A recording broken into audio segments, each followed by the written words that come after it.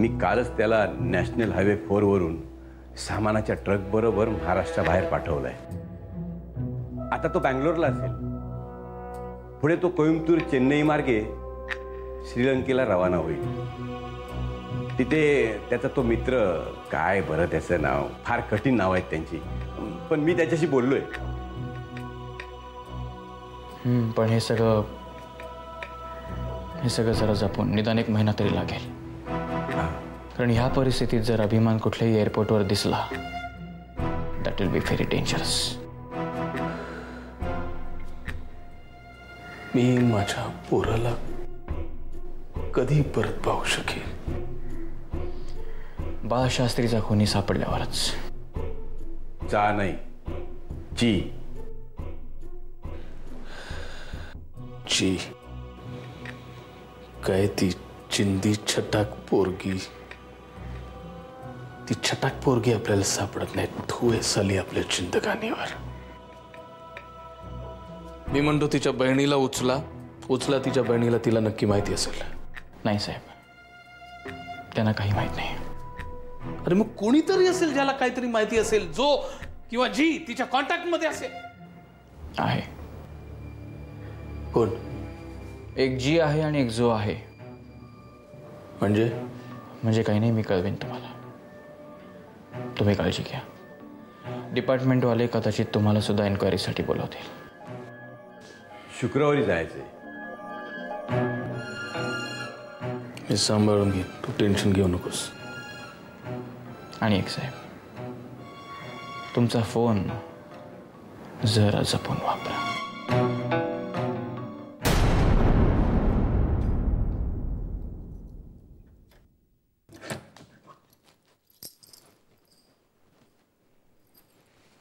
आदिनाथा, अरे तुझीच वाट पाहत थांबलो होतो।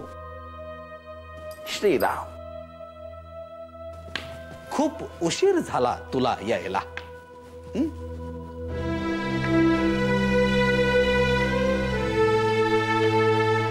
एवढा रागावलायस, बोलावंसही वाटत नाहीये आजाशी।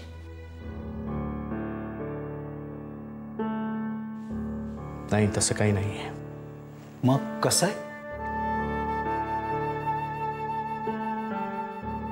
खूप उशीर झालाय, तुम्ही जा झोपायला आता।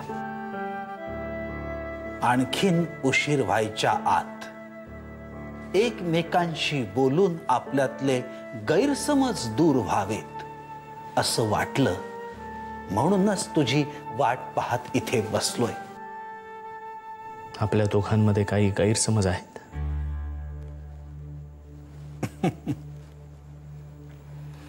विक्रांतला मला त्या माणसाबद्दल काही बोलायचं नाहीये। एवढा आकस का रे आदिनाथा? हा प्रश्न तुम्हाला पडतोय ना, यातच माझा मोठा पराभव आहे आजोबा। आणि तो तुम्ही सगळ्यांनी मिळून केलाय। तुम्ही, प्रियाने आणि बाबांनी आता हातभार लावलाय त्याला। तुम्ही सगळ्यांनी मिळून माझ्यापासून काही गोष्टी लपवल्या। एखादी गोष्ट एखाद्या व्यक्तीला रुचणार नसेल, पटणार नसेल असं जेव्हा आपल्याला वाटतं, तेव्हा आपण हा लपवा छपवीचा खेळ खेळतो। व्यक्तिशः मी तुझ्यापासून काहीही लपवलेलं नाही। विक्रांत या माणसाबद्दल जशी तुझी ठाम मत आहे तशी माझी आहेत। आता त्यात मतभिन्नता आहे हा भाग अलाहिता। मधुनी जर तुझ्यापासून काही लपवलं असेल तर त्याचं कारण मी तुला आत्ताच सांगितलेलं आहे। याचा अर्थ आम्ही तुझ्या विरुद्ध कुठला तरी कट रचतोय असा होत नाही ना बाळा? पण असं काही माझं म्हणणंच नाहीये। जेव्हा तू म्हणतोस की तुम्ही सगळे मिळून माझा पराभव करताय। याचा अर्थ असाच होतो बाळा। मला एक सांग, तू कधीही कुठलीही गोष्ट कुणापासून लपवलेली नाही, लपवत नाहीस। फसवणूक म्हणून नव्हे, तर एखादी गोष्ट एखाद्या व्यक्तीला न कळलेलीच बरी असं आपल्याला वाटतं म्हणून।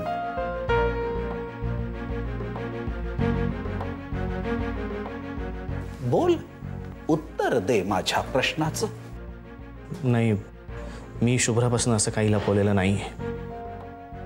मी शुभ्राचं नावही घेतलं नाही। म्हणजे जनरली मी असं काही लपवलेलं नाहीये। आदिनाथा,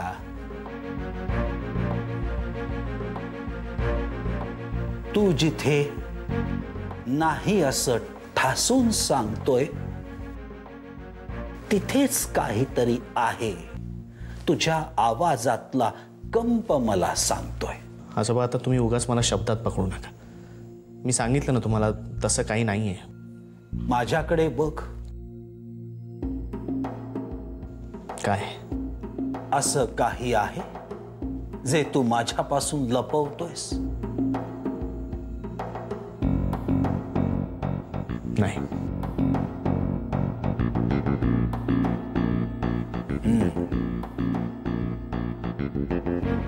जा, शुभ्रा वाट पाहत असेल।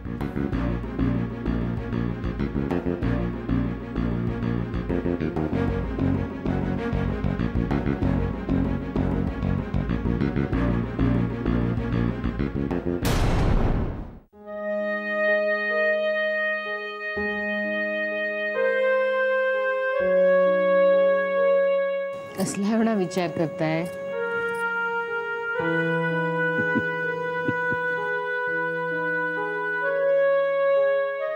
नशीब सुद्धा किती तिरपागडं असतं ना वसुला।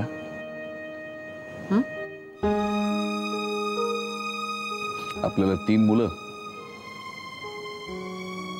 त्यांच्या लहानपणी आपण भविष्याबद्दल बोलताना मस्करीने बोलायचो की आपल्याला एका मुलाने नाही सांभाळलं तर दुसरा सांभाळेल, आणि त्यांनी नाही सांभाळलं तर आपले लेक आपला सांभाळ करेल। हे सगळं तुम्ही म्हणायचं। मी माझ्या मुलांबद्दल असा कधीच नाही विचार केला। आपण भविष्याबद्दल मस्करी करत राहिलो आणि भविष्याने आपलीच मस्करी केली। म्हणजे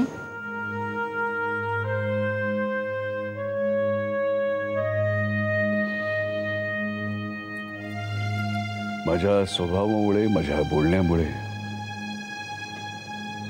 चंदू अनेक वर्ष आपल्यापासून दूर राहिला। आता जवळ आलाय तो जवळ आलाय तर आता आधी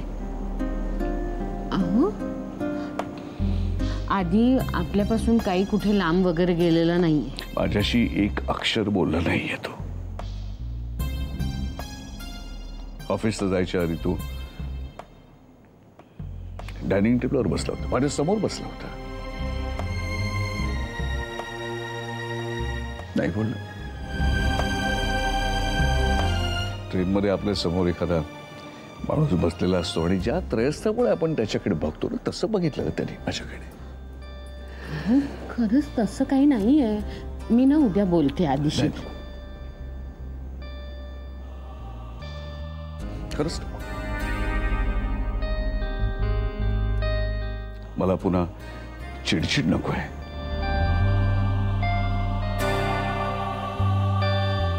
त्याला जेव्हा शांत व्हायचं असेल तेव्हा होऊ दे,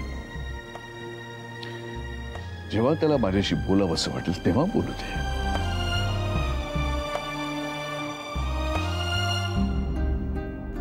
मी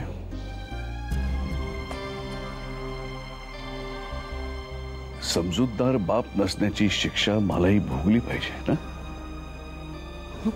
काय काहीतरी काय बोलता तू? अहो अहो अहो माझं ऐका तुम्ही. अहो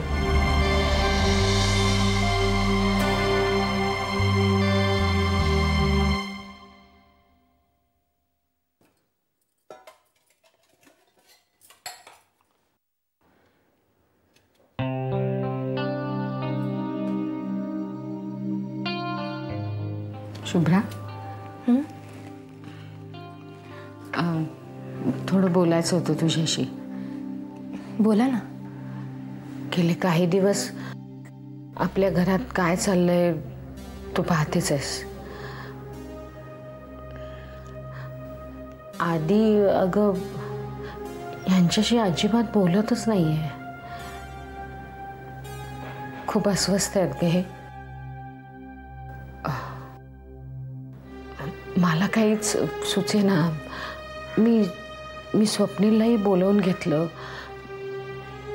त्याला विचारलं तर तो म्हणाला की हो अलीकडे आधी बदलल्यासारखा वाटतो, खूप चिडतो पटकन. नाही म्हणजे आमच्या सगळ्यांशी एक वेळ ठीक आहे ग, पण तुझ्याशी नीट बोलतो ना तो. आई, अभिमान पळून गेल्यामुळे त्यांची जरा चिडचिड झाली. ते कळतंय मला, पण त्याचा राग घरच्या माणसांवर काढायचा आणि ते सुद्धा समोरच्याची बाजू ऐकूनही न घेता, हे बरोबर आहे का? आणि मला आश्चर्य वाटतंय की आधीसारख्या एवढ्या समजूतदार मुलाला हे कळत कसं नाहीये. आणि न बोलून काय होणार ग? गैरसमज वाढणार ना, मग पुन्हा नवीन गुंता. असं काही होणार नाही आई. त्यांना थोडा वेळ द्या. एकदा का त्यांचा राग शांत झाला की ते आपणहून येऊन सगळं व्यवस्थित करतील. हे जितकं लवकर होईल तितकं बरं. आपलं घर कधी एकदा पूर्वीसारखं होतंय असं झालंय ग मला. तुम्ही काळजी करू नका आई, सगळं व्यवस्थित होईल.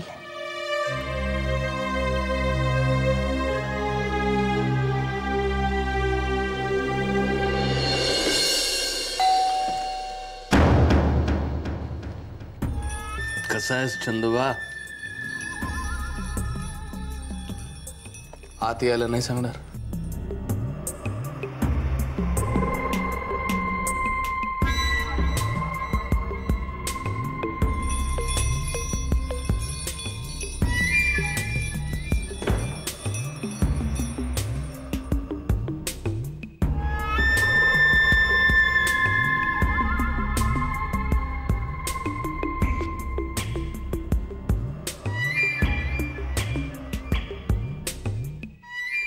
घे.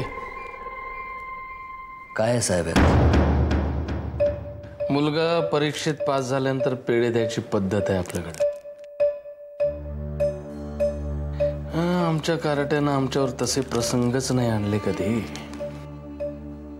म्हटलं हे निमित्त चांगलं झालं आणि तूही माझ्या पोरासारखाच आहे म्हणून मी म्हटलं तुझ्यासाठी मिठाई घेऊन यावं. घे.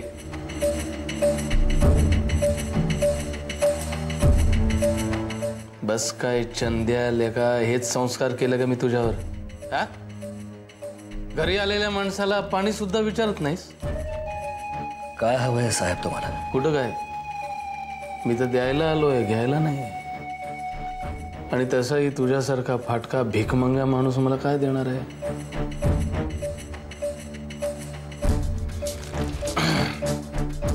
राग आला?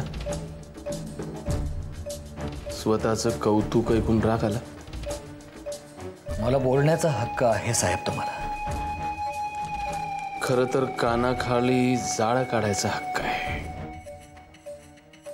पण ते जाऊ दे. तू कसा आहेस? वहिनी, पोरग?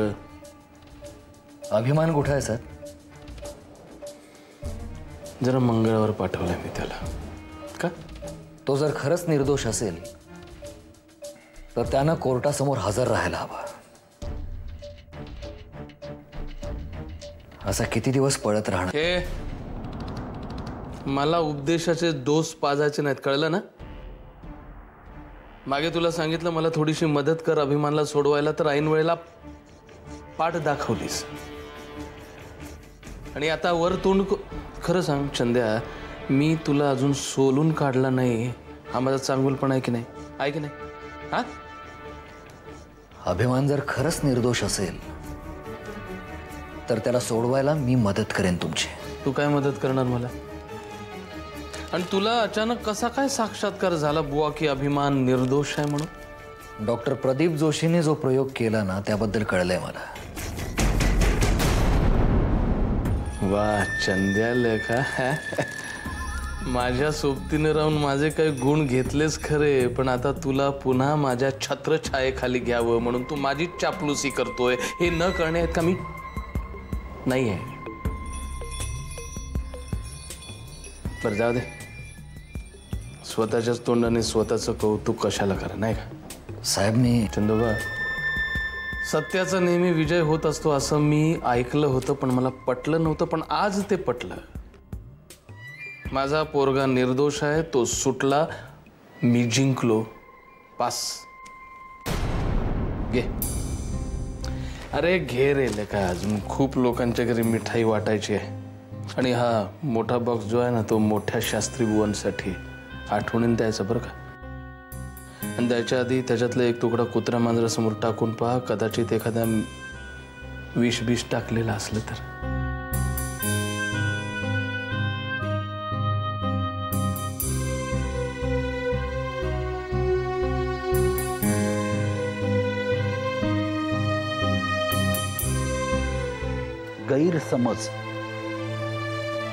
गैरसमज हा वाळवीसारखा असतो. मन पोखरू लागलेलं कळतही नाही, आणि जेव्हा कळतं तेव्हा पार भुगा झालेला असतो. खरं आहे तुमचं आजोबा, पण कधी कधी बोललं तरी रागात भर पडल्यासारखं होतं. म्हणून जोपर्यंत यांचा राग शांत होत नाही तोपर्यंत काहीच बोलायचं नाही असं ठरवलंय मी. गैरसमज वाढू लागले की लगेच बोलावं माणसानं. शब्दानं भांडण वाढतं हे खरं आहे, पण काही वेळा शब्दच भांडण मिटवतात. आणखीन एक महत्वाची गोष्ट, पारदर्शकपणा. नात्यांमध्ये पारदर्शकपणा असला की भांडणं होत नाहीत, गैरसमज होत नाहीत. काल आदिनाथशी मी याच विषयावर बोलत होतो आणि मला प्रकर्षाने असं जाणवलं की तो पारदर्शकपणे बोलत नाहीये, पारदर्शकपणे वागत नाहीये. म्हणजे एखादी गोष्ट ठामपणे मांडताना जेव्हा आवाजात कंप येऊ लागतो, नजर वाजवीपेक्षा जास्त भिरभिरू लागते, तेव्हा शंका मूळ धरू लागते की कुठेतरी काहीतरी असं आहे जे दिसतंय पण लक्षात येत नाहीये. मला तुला हेच विचारायचंय, तुला काही लक्षात आलंय का? म्हणजे असा एखादा मुद्दा ज्यावर आदिनाथ बोलायचं टाळतोय, किंवा अगदी स्पष्टच सांगायचं झालं तर आदिनाथ तुझ्यापासून एखादी गोष्ट लपवतोय.